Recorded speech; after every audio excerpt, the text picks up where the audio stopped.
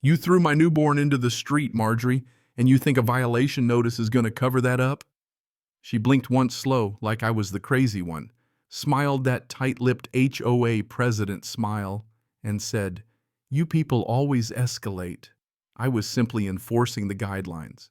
And there she was, Marjorie Leland, president of Willow Creek Estates, HOA, standing on my porch with her clipboard, a citation printed off, and exactly zero shame.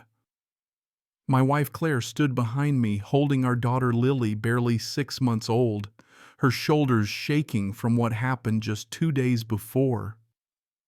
I stared right back at Marjorie.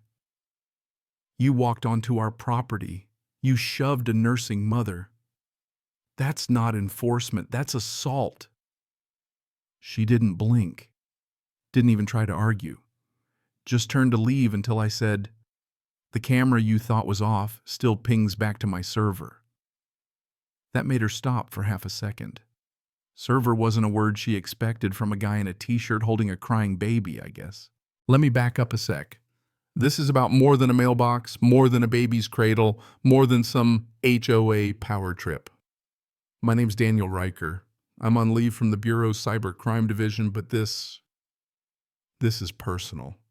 Before Lily was born, I was deep in digital forensics, tracing crypto laundering rings, sorting out multinational conspiracies. None of it prepared me for what happens when someone like Marjorie gets a taste of authority and a set of blank violation forms. The nightmare started with a piece of wood, a cradle, oak hand-carved by my dad after our second failed IVF cycle. "Every child needs a place that's theirs," he'd said. We lost him before Lily ever showed up, but that cradle sat by the front window from the day we brought her home. Visible from the street just where Marjorie didn't want it. First notice, non-conforming window display.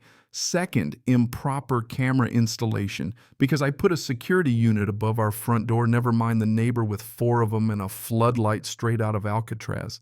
Third was the mailbox, apparently 2.5 inches too tall for HOA perfection. But let's be honest, it wasn't about the cradle or the mailbox. It was about Marjorie's control. She hated that Claire didn't answer the door. She hated that I worked from home, had time to push back.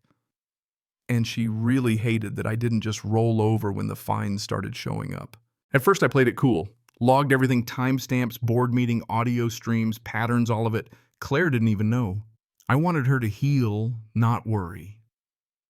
Then I caught Marjorie leaning in through our screen door, muttering about cleaning up the vibe.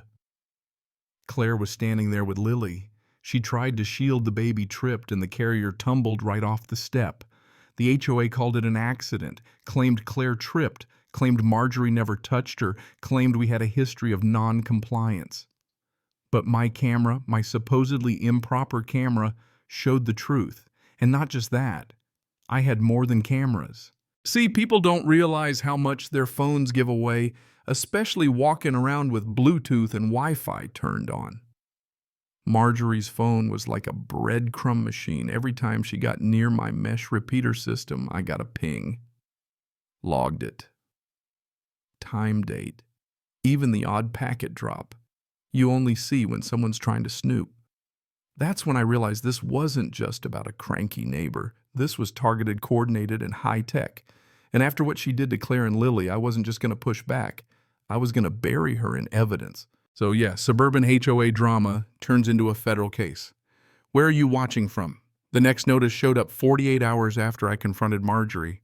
A formal cease and desist for harassment of board officials taped right to our door. Claire found it first barefoot, Lily fussing in her arms, eyes red. I haven't even left the house since.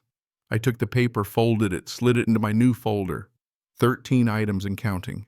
Originals, not copies. That night I walked the neighborhood, no headphones, just watching. Willow Creek has 72 homes. 10 were on the bad list, all with cameras, lawn signs, front porch benches, or flower pots. Anything that wasn't beige or plastic or HOA approved. The rest perfect, lifeless, like staged real estate listings. I started seeing the pattern. Everyone who got fined never went to meetings. Most didn't even know when meetings were. They changed the schedule constantly, never emailed or mailed a notice, just taped them up on the clubhouse doors. Exclusion by design. Marjorie wasn't leading a neighborhood, she was running a filter.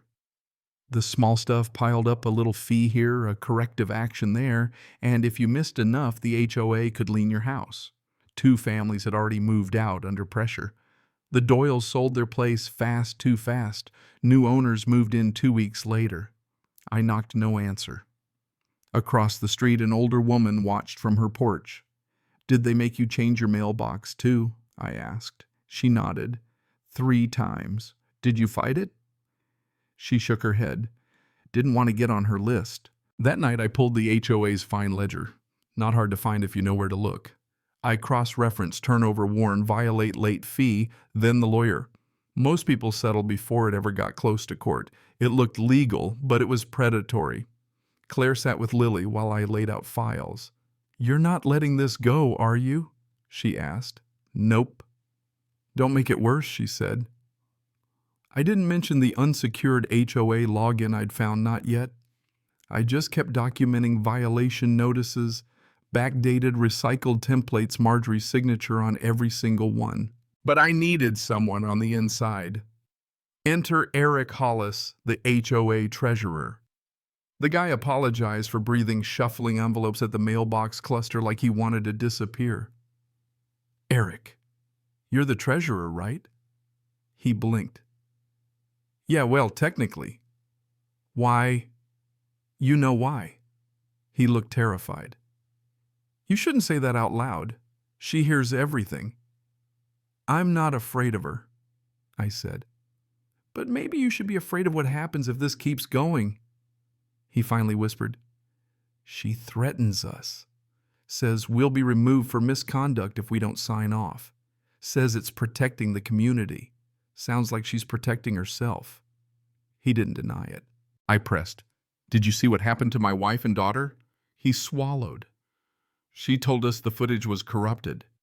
"It wasn't," I said. "I recovered the real video. I can prove it was tampered with." His eyes went wide, a flicker of anger under all that fear. "You can't tell her I talked to you." "I won't, but I'll need your help." That night I caught Marjorie doing her rounds. Clipboard phone lit up. Her reflection ghosted in my monitor. She wasn't inspecting, she was managing like chess pieces. Claire caught me watching the screens. "You're working a case. It's not a case, it's our home." She just looked at me, then at the folder labeled Marjorie Leland HOA. She put Lily in the repaired cradle and left the room. I sat and listened to the baby breathing. Then I turned back to the logs. Bluetooth pings, unauthorized handshakes, every move stamped and archived. By midnight, I spotted something new, a duplicate IP linking the HOA server to a private security firm. They were sharing resident data. That, friends, is a federal crime. The next notice wasn't even a violation, it was a summons.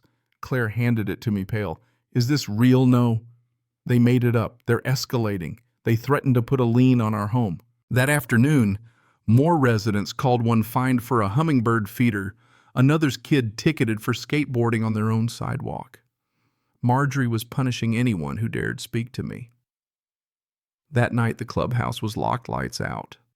The maintenance shed door creaked open inside a box labeled Archives. I didn't touch it, just snapped a photo, geotagged, time-stamped, walked away. Back home, I combed through Eric's logins, found violations, pre-written templates filled before any inspection. Eric's credentials were used when he wasn't even online. They were forging his digital signature. The next morning, I met him behind the tennis courts. No cameras, no eavesdroppers. "This is your name being used to generate violations while you're not online." He stared. "I didn't sign those." "I know. They're covering their tracks with your logins. You need to separate yourself, Eric, or you'll take the fall." "What do you want from me?" "Access. Real access. And anything Marjorie sends you." That night Claire found me in the nursery. What now? Now we gather proof she can't erase. I didn't sleep. Every file Eric sent was more proof. Wrong dates, cut and paste templates, vendor invoices for a private surveillance contractor. That was the twist. I recognized the name Haylark Systems. Why was an HOA contracting software for sentiment reporting and image flagging? They were spying on homeowners using our dues to do it. I called an old bureau contact, Tessa. There's an HOA using surveillance contractor software, I said. Get me 3 things, she replied. Proof of purchase, proof of data, collected proof it was used against a resident, and keep your chain of custody tight. I traced the metadata, found violation PDFs with embedded tags. One matched a complaint sent to Felicia Park for a visual obstruction. The photo was taken from inside her neighbor's yard, flagged by software, not a human. Claire walked in. There's a black sedan by the clubhouse, no plates. My heart hammered. It was on. That night I had my 3 things. Printed stamp, collated. I drove 4 hours to the compliance office, met Tessa, handed her the folder. If this holds, we'll freeze their operations within the month, she said. And if Marjorie signed the purchase order, she did. Then we look at everyone. On the drive back, I checked my mirrors, maybe a little paranoid.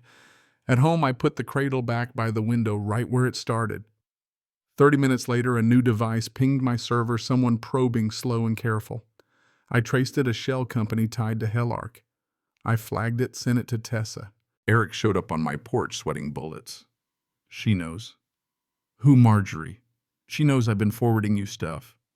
He handed me a communication script, bullet points for board members. Never refer to surveillance records. Always say community complaints.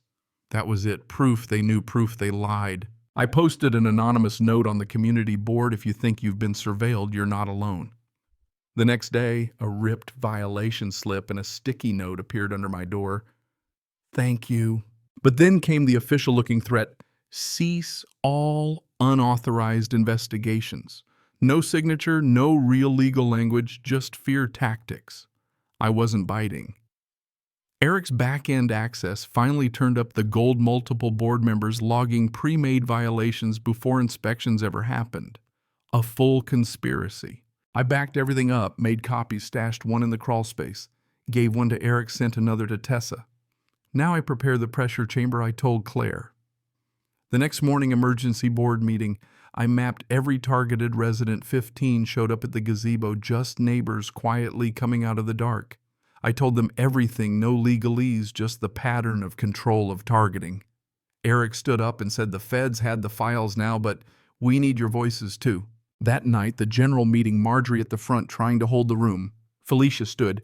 When were we told this meeting was happening? No answer. Eric, voice steady, read Marjorie's own email coaching board members to lie.